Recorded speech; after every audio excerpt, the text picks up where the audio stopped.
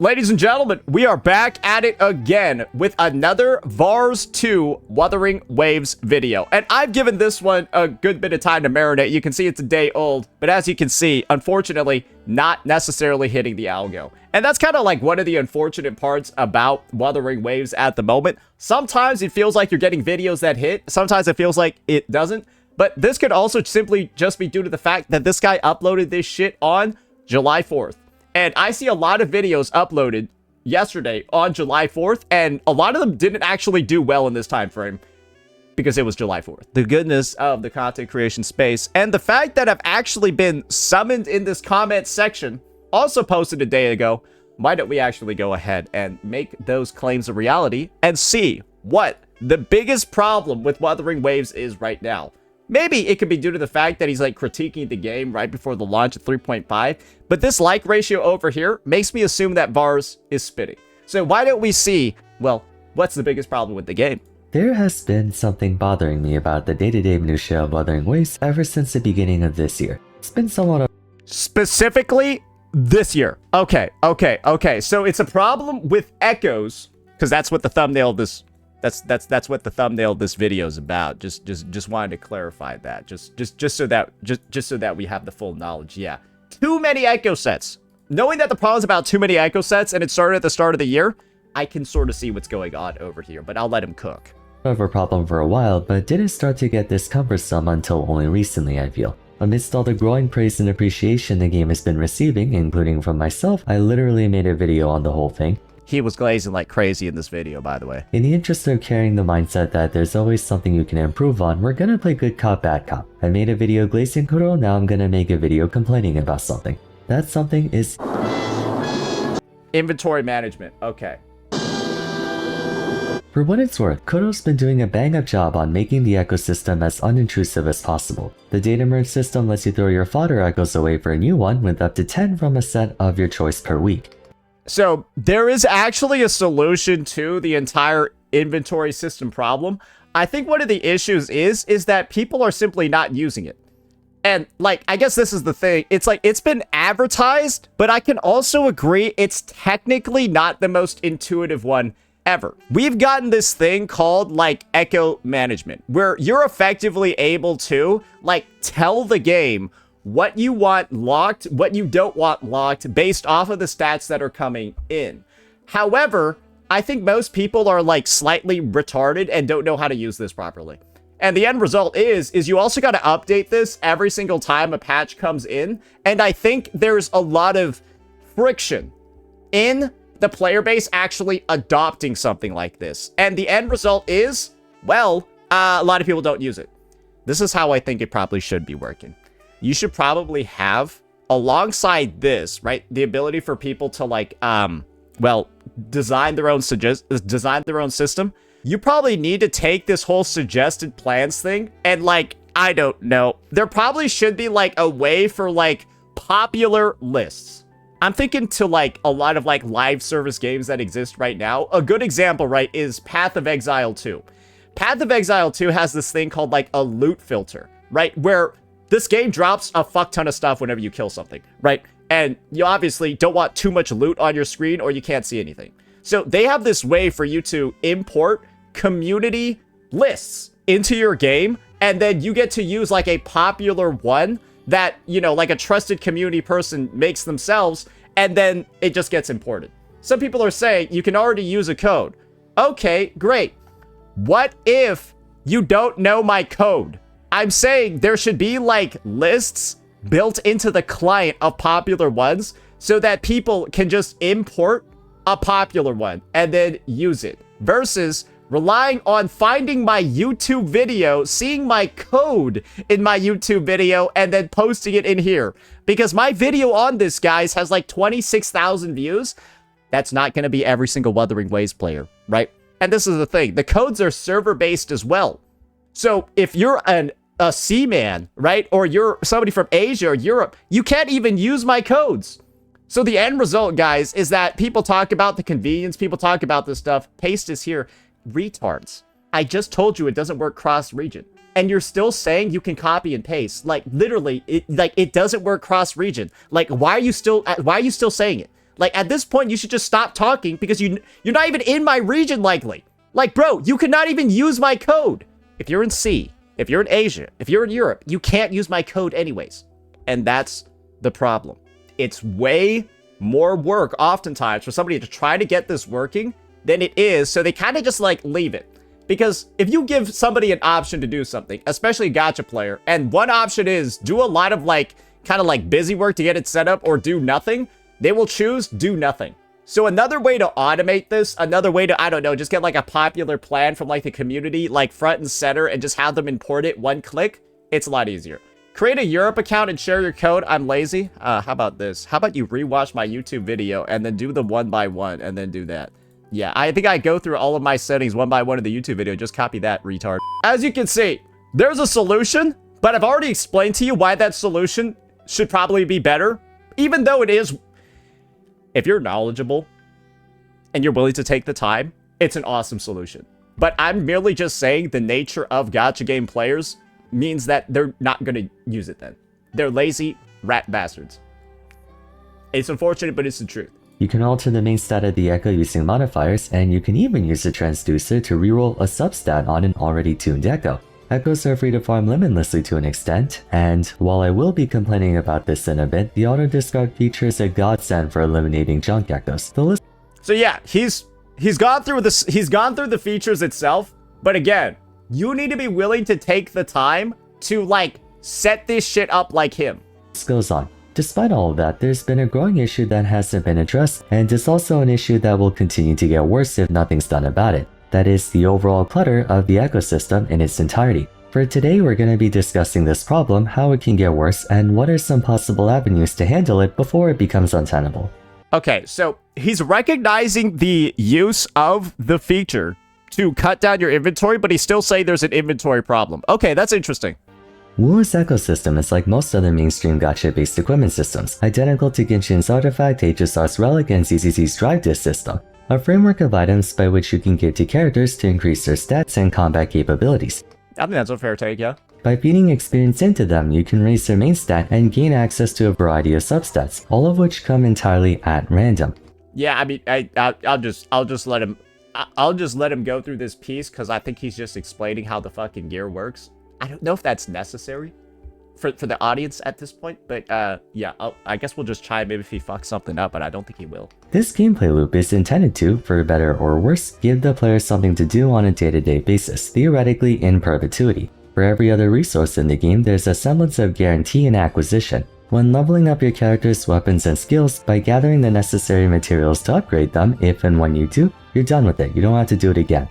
Yep, this is the gear treadmill.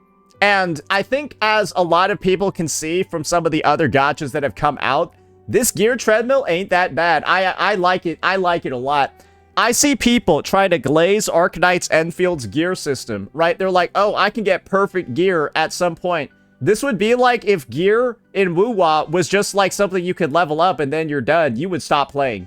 Nah, you already know. You would stop playing at a certain point in Wuthering Waves if you were done farming your characters.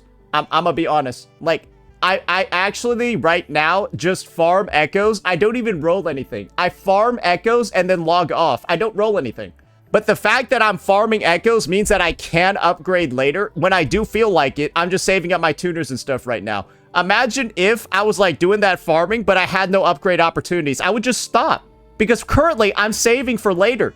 I could farm. I'm done with my build technically. But imagine if I had gotten done way earlier and I didn't have any other options to improve. I can still technically make a better Hiyuki. I can still technically make a better Lucilla. But am I going to take the time to make a better Hiyuki when mine looks like this? That's 101.6% crit rate, baby. You see that crit damage, bro? Bro, look at these fucking stats, dude. Bro, she's cracked. Bro, she's cracked. Look at some of these rolls. Look at that shit. Yes, I can keep upgrading though. I can get 5 out of 5 pieces, and that's the nice part. I don't have a ceiling on the build, and I can still choose at any point to make it stronger, but I'm still butt fucking everything in the game with the current build. So I don't actually need to do it, but that option is always there. And that's the fun part. I can always grind something. even if I'm already destroying all the content in the game.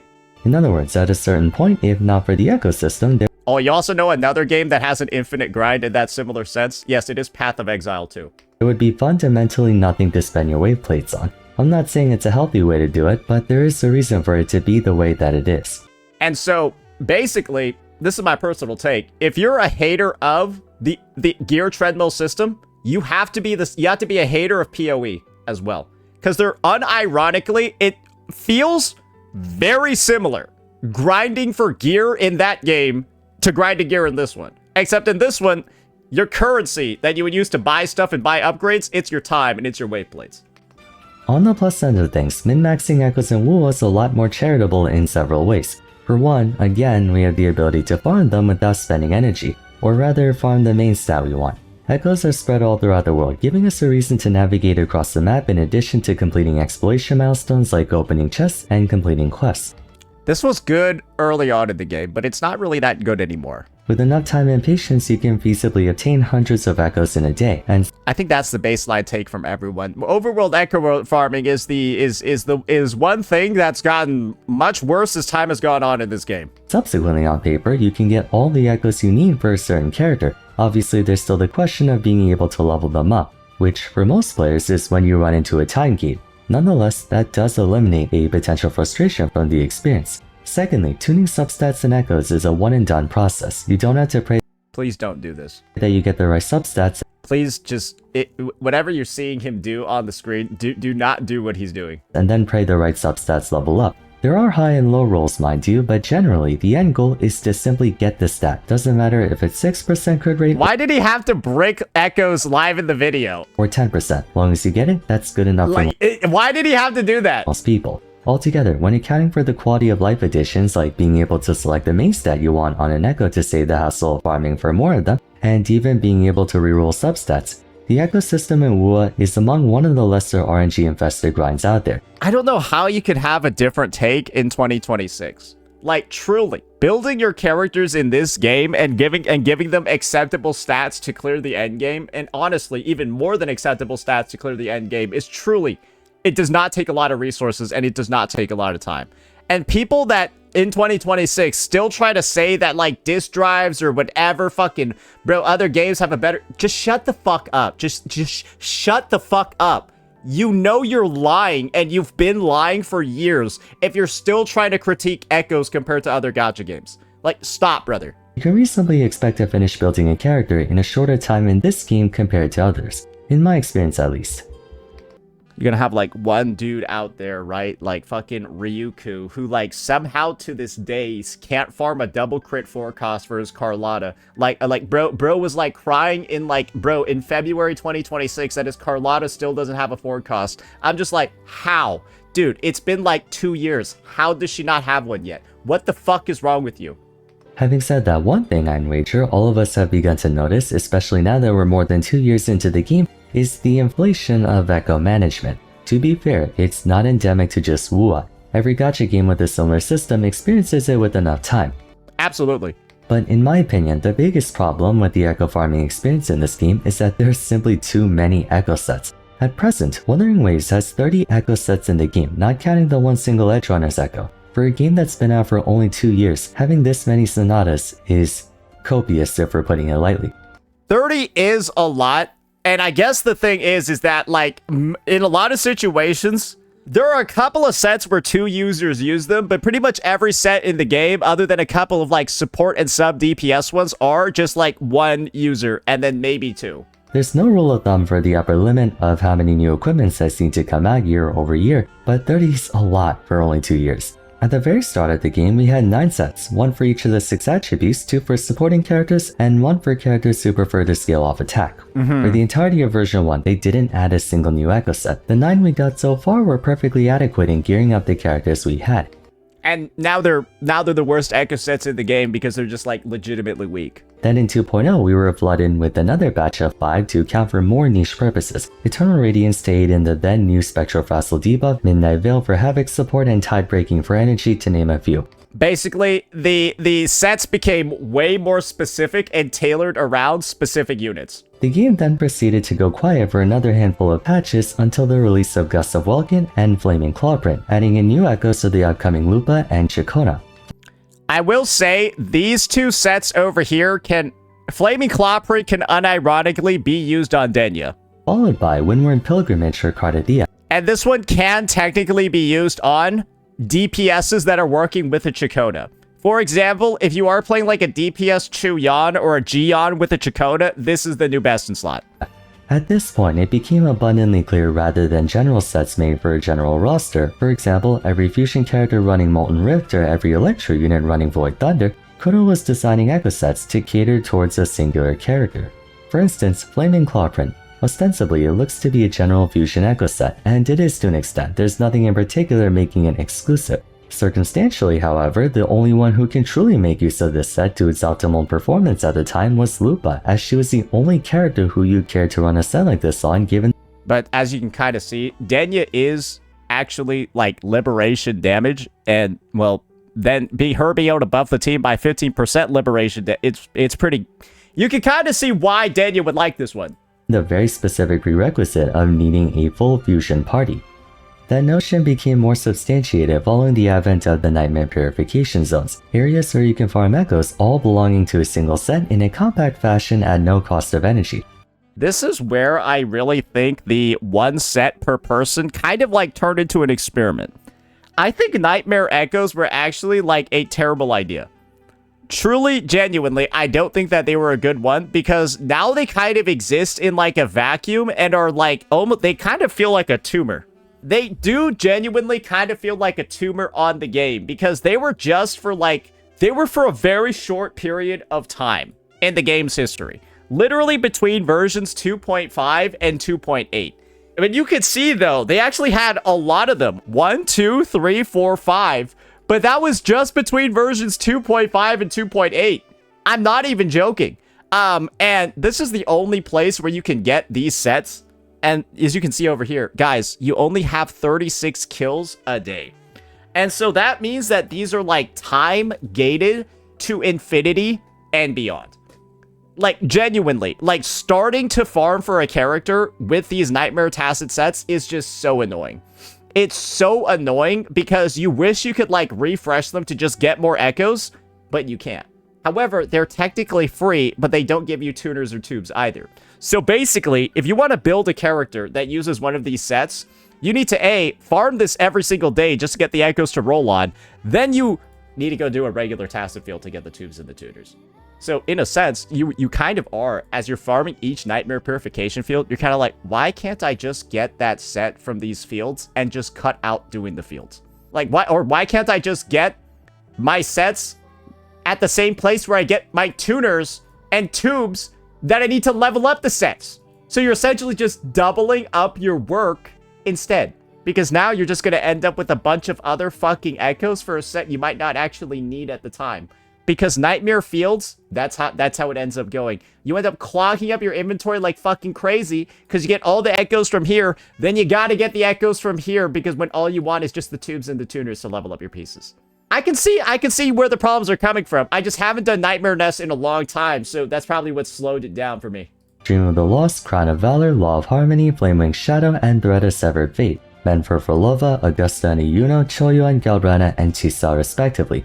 The nature of these echo sets make them so incredibly specific that, functionally speaking, only one character or two at best could even use the sets. It became an increasingly rare event for two characters or more to use the same echo set.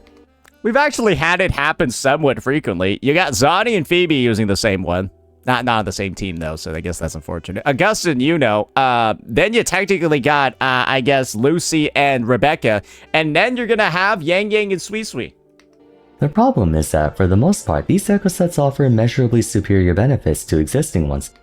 That is also very true. Looking at Flamewing Shadow's 3-piece set compared to Molten Rift's full set, you're looking at 20% crit rate and 16% fusion damage. This is also one of the big reasons for why 1.x units are so bad. And so, honestly, one of the potential fixes for 1.x units is just retroactively buffing these Molten Rift Sierra Gale, these light, the spectral light, just buffing those sets. And my honest opinion is, like, bro, you could just give them like some crit rate or something. Compared to 30% fusion damage. 20% crit rate alone would beat out 30% fusion damage. Yeah, honestly, you could just throw 10% crit rate on like all of them. By most people's standards, let alone the 16% fusion damage added onto that. In other words, the effects provided by these character exclusive echoes are such that they're practically mandatory to go for. In the grand scheme of things, technically yes, Galbretta can get by with a strong Molten Rift set, or Chisa can go Rejuvenating Glow and place a threat of Sever Fate if you need to. Rejuvenating Glows is actually better on her modern teams. Yeah, Rejuvenating Glow is only worse on her Cardathea one. I believe it's actually optimal in attack scaling teams, but... True. Hey, W Vars, I don't know how we knew that, but W Vars. For everyone else, it's abundantly clear you're supposed to go for the set that can only work on them. The process of adding new echo sets to the game has followed actual anti-tourist commentary right there. In the same fashion since then, where for every new set that comes out, only 1 or 2 units at most take that set, meaning these sets are really strong. And this is where, like, just making some of the sets have, like, think about it this, like, just making some of the sets have, like, 10 or 5% crit rate is really good. Like, again, like, this one gives 20% fusion, and then 20% crit rate. We're getting 1 to 2 new echo sets per update, which at this point is turning into 1 per new character that comes out. Now, taking the surrounding infrastructure... And don't worry, brother. Hey, they're doing it again. But this is also the take. And this is where I'm gonna have like a devil's advocate sort of thing. Kuro Games doing this one Sonata set of character, it also lets people know what the character's going to do before they release, because they show the set and they have sets in the game before the character's release. And so Kuro doing this allows people to know that Jing Ran is a fusion heavy attack damage dealer that scales off HP. Is it worth us getting a like full version preview of what this guy's doing? Is it worth having 1 set for each character for us to get a whole version preview? Like a whole version ahead, we know what his kit's gonna do. Which one do you prefer? And I'm personally of the take of, I kind of like having more sets and 1 for each character because we get this information. It feels more player friendly because now you know what you can pull for and budget for and what you should save for depending on your account. And it's better for free-to-plays. Like, just inherently. So, like, I think with that, it's like, hey, this is undeniably extremely free-to-play friendly. And, like, is a little bit more annoyingness on the number of sets, is that worth the game becoming much more free-to-play friendly? Yes? When that's the trade-off, it's like, oh, you gotta... the sets are a little bit more annoying to, like, think about in your mind, but it's more free-to-play friendly. I mean, yeah, it's not really even a devil advocate thing anymore. This is just a, hey, there's actually a much bigger silver lining than you thought with how the system is designed. Into context, this isn't so much an upkeep problem as it is a logistical one. It ultimately depends on personal standards. I for one aim to go for a 4 out of 5 or a 5 out of 5 on every single echo piece, unless I run into a 3 out of 5 with insane rolls like 21 crit damage and 10.5 crit rate. Expectedly, it takes a longer time for me to be satisfied with the character as opposed to someone who's okay with settling for a 3 out of 5. And besides, if you've been playing for a long time, I'd assume people have more echo experience and tuning materials than they have echoes. I do. I don't have any tuners because I try to like min-max every piece, but yeah. I could be wrong, I don't know. That's not the issue. Whether we have 5 echo sets or 50 doesn't at all affect the resource supply of a player. Even if they didn't release a new echo set and we were still using the original 9, you still have to get a fresh batch of 5 pieces, unless of course you're fine with employing loadouts. For me personally, I would much rather everyone have their own sets.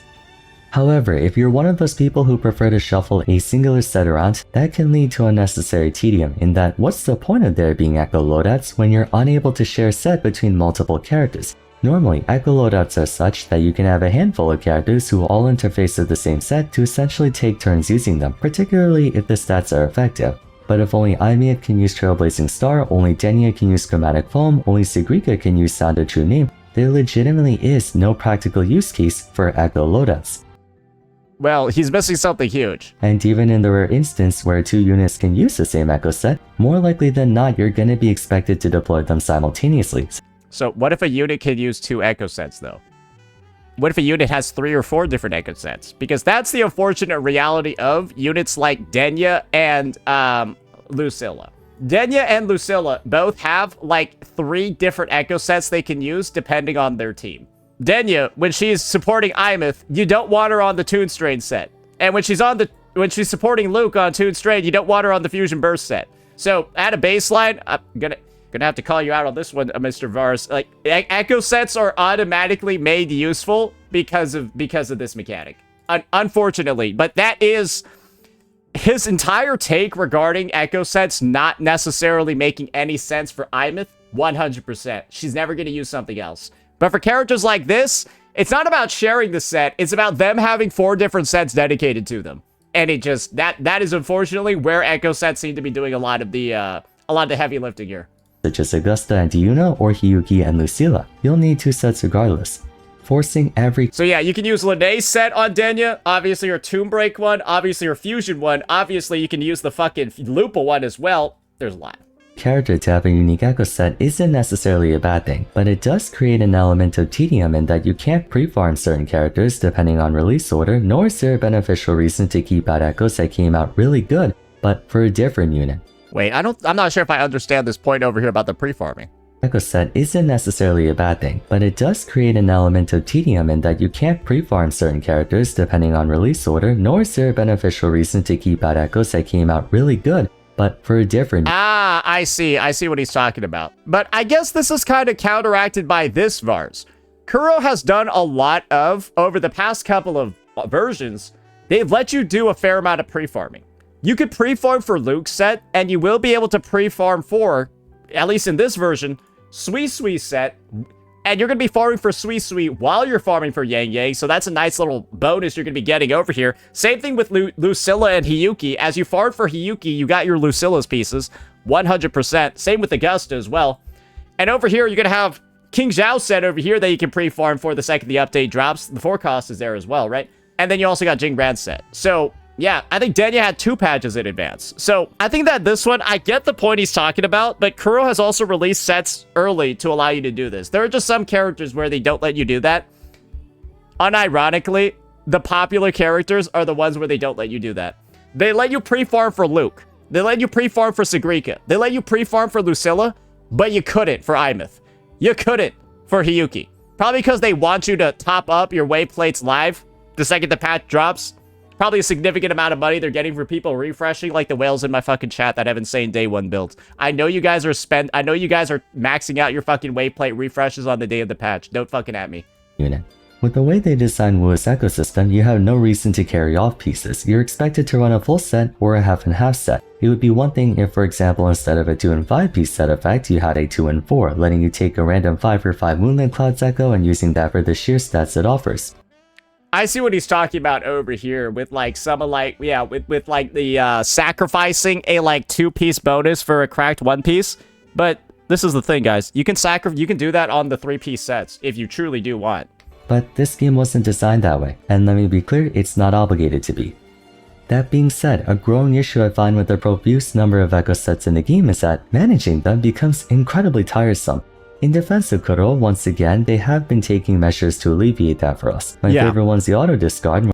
But as I said before at the start of this video, I think there are too many hoops for the average player to jump through, and the average player is not like smart or willing enough to use this properly. Where they automatically... This needs to be made way more seamless, way more easy, and way more automated. And they can't be having like these region lock codes. They need to like find somebody's codes and like paste it in. Guys, I think it's fair to say, if someone's going to go through the effort of finding somebody's code, finding where they need to paste it in, and doing it in here, that's already asking too much for the average player. Mark echoes with incompatible main stats to be... Because like if they're going so far as to find where to paste the fucking code, they're probably just going to like do this they would probably be willing to do this themselves anyways. Cast out. And when all is said and done, they do have a user-friendly sorting system to let you filter out for echoes that you no longer care for. Also, I believe most people operate on a need-to-have basis, wherein even if they have a bunch of 3-cost electro damage echoes on Void Thunder, there's no point in keeping them around. You can get more electro echoes when you need them. I can explain. There's kind of a dilemma. I bet a lot of y'all got 1.0 set pieces still for some reason, even though like you've been holding on to them for over 2 years. With that though. Dude, I'm saying there are some people that have locked defense Void Thunder 1 cost. To the ability to modify the main stat of an Echo, it effectively If you have locked defense Void Thunder 1 cost, delete them, you fucking idiot. makes even junk Echoes undiscardable to an extent. And no, they're not going to be usable on Yanwu. I look at a 3-cost arrow damage Echo from the Gilded Revelation set as something to toss out, but if you have a modifier, that arrow damage can become Spectre damage, leaving you with the choice. Do you keep that Echo in the off chance you need it for later via conversion, or do you discard it? I guess it depends on whether or not you enjoy farming Echoes around the world. This is my strat for every new set. Never discard a new set. Keep every single piece for all 3 of these sets, so that you can modify them for later, because you get a lot of modifiers in this game. Keep every single one of these sets, because you'll like that big inventory later when you do need something to modify. And one of the worst things, guys, is having a lot of modifiers, but no pieces. Because at that point, you just feel like you fucked something up.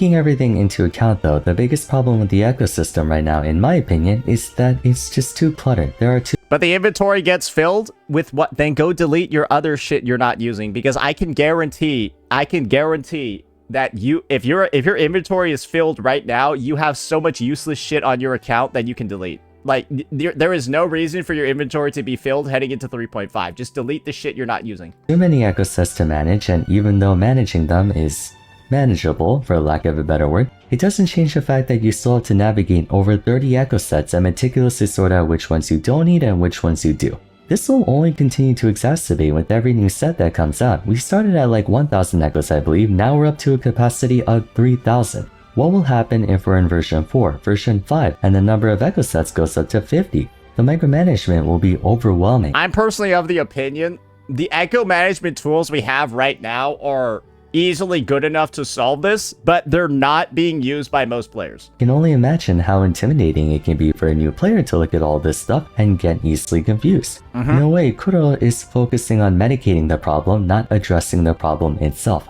I get that they're trying to combine incentives together for the player. For example, if you pull for a new character, you now have a vested interest in exploring the new map and farming for echoes to gear up that character, which in turn gives you a reason to check out all the quests and chests and everything in between. But to me anyway, I do think it's a bit excessive for every echo set to cater towards only 1 or 2 units at most, as it also hamstrings build diversity.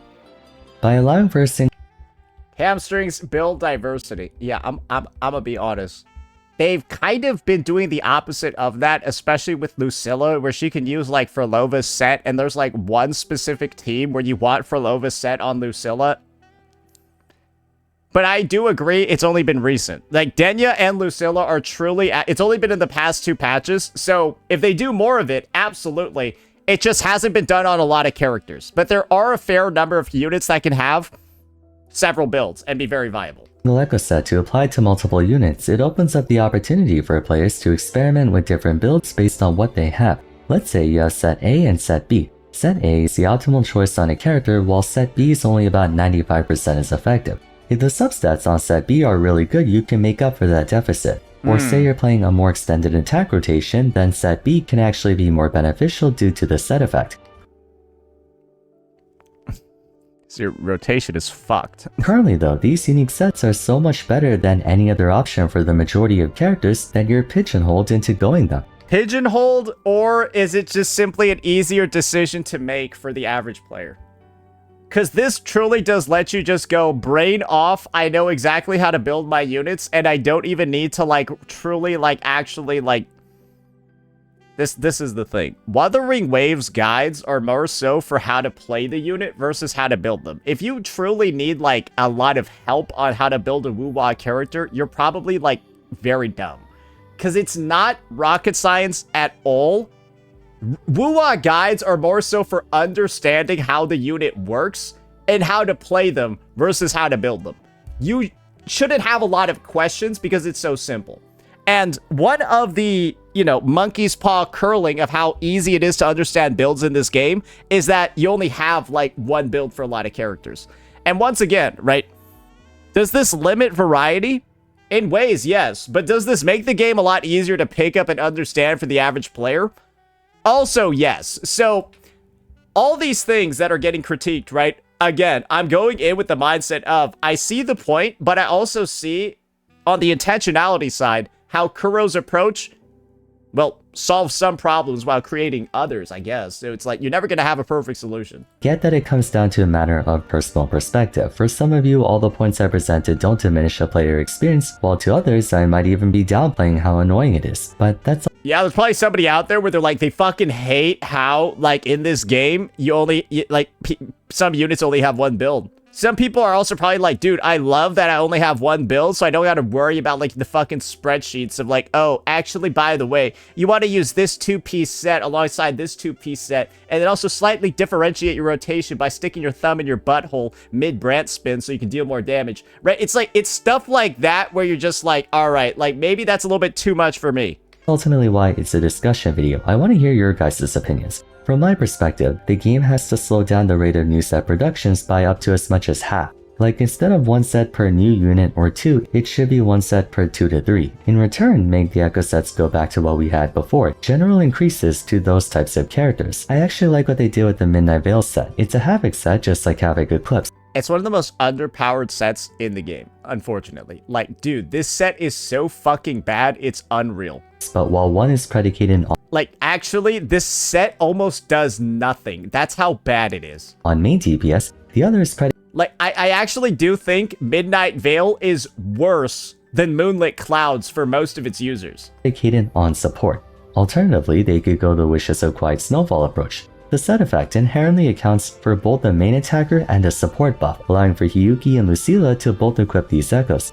This is like the best echo set ever, bro. Like, this shit was, bro, my Lucilla's build was already done. Then I found out Lucilla needed no ER, and then her build was like more than done. The best examples, of course, would be Moonlit Clouds and Rejuvenating Glow, the most agnostic echo sets in the game, providing general buffing utility for the entire party.